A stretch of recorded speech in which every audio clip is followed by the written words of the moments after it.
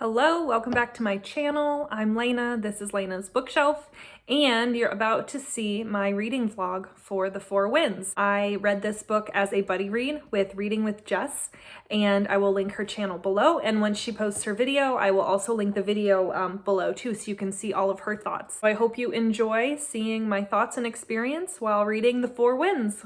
Hello, I am ready to start The Four Winds by Kristen Hanna. I'm a little bit nervous. This book is thick and it's chunky and the audiobook is like 15 hours. So we'll see. I'm about to start the audiobook now. While I do some chores around the house, and I will check in as soon as I have something to report.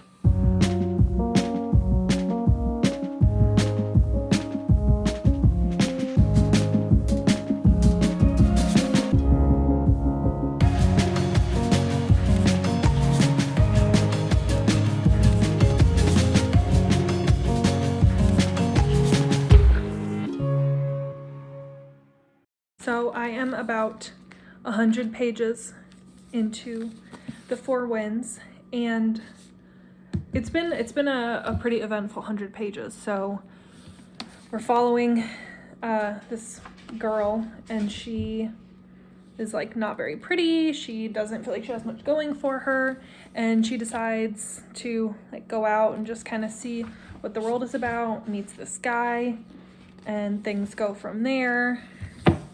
And it's, very much, 1940s America, where everything you do reflects on your family and your family makes all the decisions for you. And I mean, I know that it was a different time, but like, I feel like stuff like this still happens and they don't talk about special things that you do with somebody you love. And because of that, people have this unrealistic expectation, and people are willing to jump at the first person that smiles at them because they don't know what an appropriate relationship should look like. I don't know, that really hit home for me because I saw that a lot growing up, just not being educated on how to protect yourself. So anyways, that's not the point. The point is, we're following this girl during the Dust Bowl and her hardships. We're following her daughter, and her daughter's kind of entitled and annoying, and doesn't appreciate her parents and what she has, and just wants to run away to Hollywood. 1934. So 1934 is the year. They're starting to talk about like calling things Hoover shoes if you have holes in your shoes, and Hoover roofs if you have a hole in your roof and stuff. And so I remember a lot of this from studying history. Yeah, it's holding my interest. I'm following along. It's starting to get a little bit repetitive, just like all the dust, being poor, working the farm over and over again. So I'm hoping that it kind of picks up and that something else happens, but for right now I'm liking it. I wanted to update you on The Four Winds. The past 2 days I've listened to a lot of it on Audible, and I'm just very curious how it's going to end, because I think, well, I have a way that I don't want it to end. I know that. I have a theory that I think might happen, and like I really don't want that to happen. But I don't want to say my rating yet because I think it might be dependent on the ending, but right now, like I'm still enjoying it. It does kind of drag on a little bit. At the same time, I really like the imagery and the symbolism and everything, like just the way she describes the like tent camps, and the way she describes just like the hardship of picking cotton and stuff like that. All of that stuff I'm really enjoying. So I don't know, we'll have to see.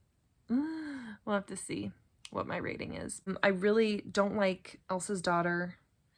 She's annoying. I like the son, aunt, and I want to know what happens to the grandparents. Like, I want to know, like, I want to make sure they're okay. Like, are the grandparents okay? Are they good? So I hope that all of those questions get answered for me by the end of the book. So I think the next time you see me will be when I'm done with The Four Winds.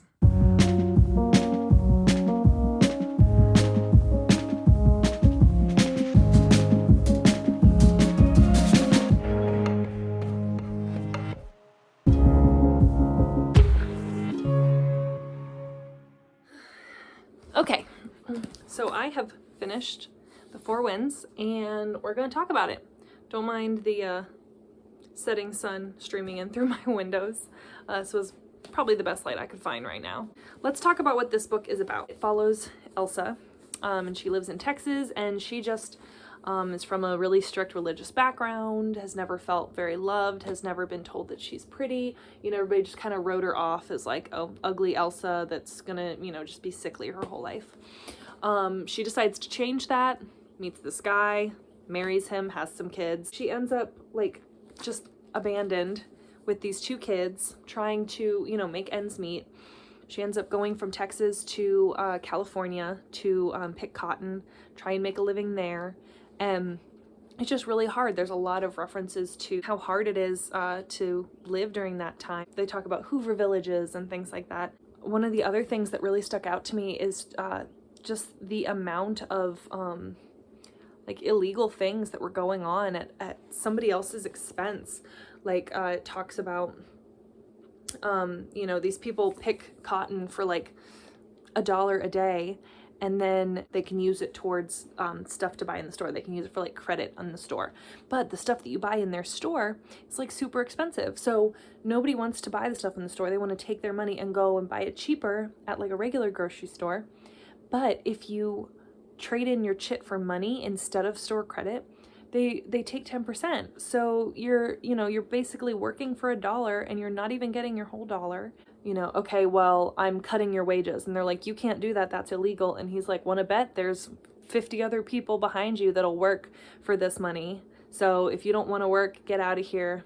There's more people that will do it. Just taking advantage of people's misfortune, and there was nothing they could do about it because it was either work for 80 cents a day or get potentially nothing. So there definitely is a lot about like hardship, and this book felt very hopeful. It was sad and dreary, but it didn't feel like there was no hope. It didn't feel like, you know, we're just hopeless, helpless victims and this is all we're gonna be. The symbolism, I think, was great. It brought forth a lot of emotions. I was getting angry at the rich people that were taking advantage of these other people that were just trying to make ends meet. I was sad for the other people in these Hoover villages. So the ending was so different than what I was expecting. I wasn't really sure what I was expecting. I had some theories on how I thought it would end, and I was way off. I was so wrong. I get why this won the book of the month's book of the year. I get it now. Because while this was a little bit long, I'll give it that. It was a little bit long than what I would have liked. I can see why this is a good book for somebody who maybe doesn't read a whole lot, maybe only reads a couple books a year, or maybe only reads historical fiction. I felt like this kept moving, kept me guessing. There was once or twice when I was at the point where I was kind of thinking like, okay, let's keep this moving. But for the most part, it moved pretty well. My favorite things about this book was the audio version that I was listening to at the end had a note from the author, and it said that she was writing this during the global pandemic we're having now, and she said she just kept on finding more and more ties to like the life that we live right now, which I thought was so crazy but also so true when you think about poverty, people losing their jobs, people having to stay home, things not growing, people being afraid of each other, people being so afraid to get sick, people dying. All of that was in this, and all of that is what we've lived the past 2 years of our lives.